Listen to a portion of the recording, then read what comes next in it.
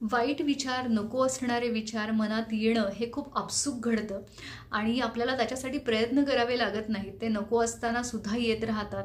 कारण ही एक माणसाची मूलभूत प्रवृत्ती आहे की नकारात्मक गोष्टींकडे मन पटकन खेचलं जातं आणि त्या गोष्टी पटकन आत्मसात होतात.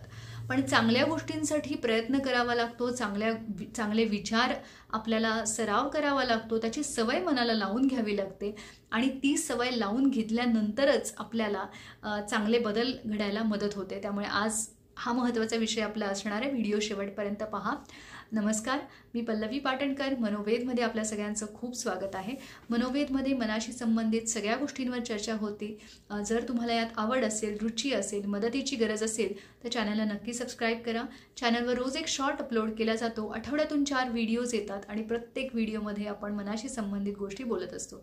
आत्तापर्यंत बरेच व्हिडिओज आहेत आपल्या चॅनलवरती ज्याच्यावरती आपण negative thoughts, positive thoughts, motivation, कृतज्ञतेची भावना, रिलॅक्सेशन टेक्निक्स, अँगर मॅनेजमेंट असे बरेच गोष्टी बोललेलो आहोत. त्याची तुम्हाला मदत होऊ शकते. चॅनल सबस्क्राईब केल्यानंतर प्लेलिस्टनुसार, वर्गवारीनुसार व्हिडिओज मिळतील आणि त्याची मदत तुम्ही घेऊ शकता. तर आज आपण जे बोलतो आहोत ते आपल्या मनाला आपल्याला चांगले विचार करून घेण्याची सवय लावली पाहिजे.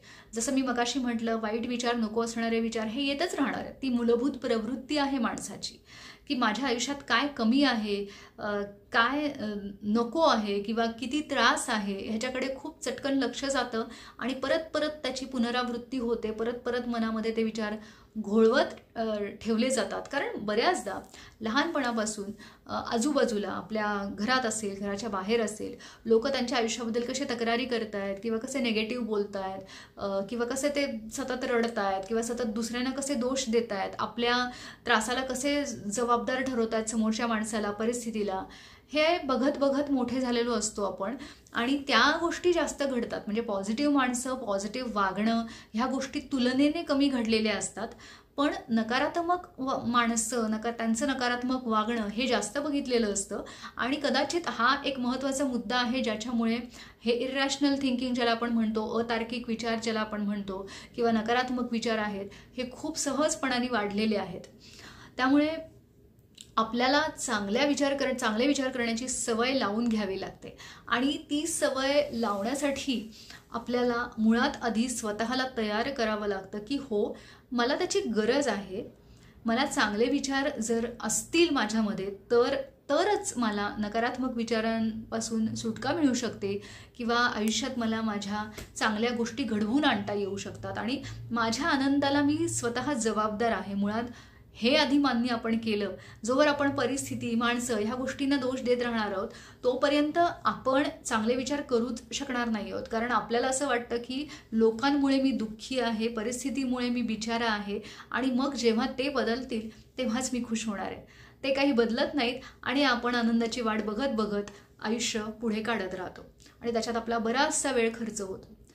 म्हणूनच आपल्याला चांगल्या विचारांची मुळात मला गरज आहे, मला ते केल्यानंतर मला स्वतःचा आनंद मिळवता येणार आहे, स्वतःची तब्येत सांभाळता येणार आहे, हे आधी समजून घेतलं, मान्य झालं तरच आपल्याला चांगल्या विचारांची सवय लावून घेता येते.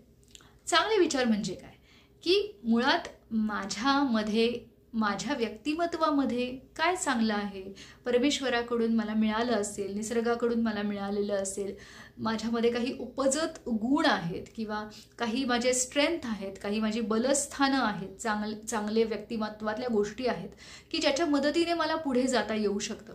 अशा कोणत्या गोष्टी आहेत तर आधी त्या लिहून काढणं, त्याच्यावरती लक्ष देणं, हे एक झालं. पुढचा महत्त्वाचा मुद्दा की जसं आपण नेहमी म्हणतो आत्तापर्यंत की माझ्या आयुष्यात कुठल्या चांगल्या गोष्टी आत्तापर्यंत घडून आलेल्या आहेत. छोट्या छोट्या गोष्टी असू देत, मोठ्या असू देत, की ज्या घडल्या आणि त्याच्यामुळे मला स्वतःबद्दल चांगलं वाटतंय, माझ्या आयुष्याबद्दल चांगलं वाटतंय. काही वाईट गोष्टीही घडल्या आहेत पण ज्या सगळ्यांच्याच आयुष्यात घडतात. पण चांगल्या गोष्टीवरती आपल्याला लक्ष दिलं तर त्या चांगल्या गोष्टी वाढणार आहेत. म्हणून आपल्याला चांगल्या गोष्टींवर लक्ष द्यायचं. तर अशा कुठल्या चांगल्या गोष्टी आहेत ते आपल्याला करायचं आहे. तिसरा महत्त्वाचा विचार, जो चांगले विचार म्हणजे काय की मुळात आपण जे काही वाईट घडलंय किंवा नकारात्मक घडलेलं आहे त्याच्याकडे आपण चांगलं कसं बघू शकतोय, बघू शकतो का? काय बघू शकतो की ते जे माझ्या आयुष्यात घडलं त्याच्यातून मला काय शिकायला मिळालं, काय चुका माझ्याकडून आता भविष्यात होणार नाही आहेत, आणि त्या प्रसंगामध्ये सुद्धा काही चांगल्या गोष्टी घडल्या, त्याच्या काही चांगल्या बाजू होत्या की ज्याच्यामुळे तो प्रसंग अजून वाईट घडता घडता राहिला किंवा वाचला आणि त्याच्यामुळे माझं संरक्षण झालं किंवा मला तेवढा त्रास झाला नाही जेवढा झाला असता किंवा जेवढा इतरांच्या बाबतीत मी बघितलं आहे.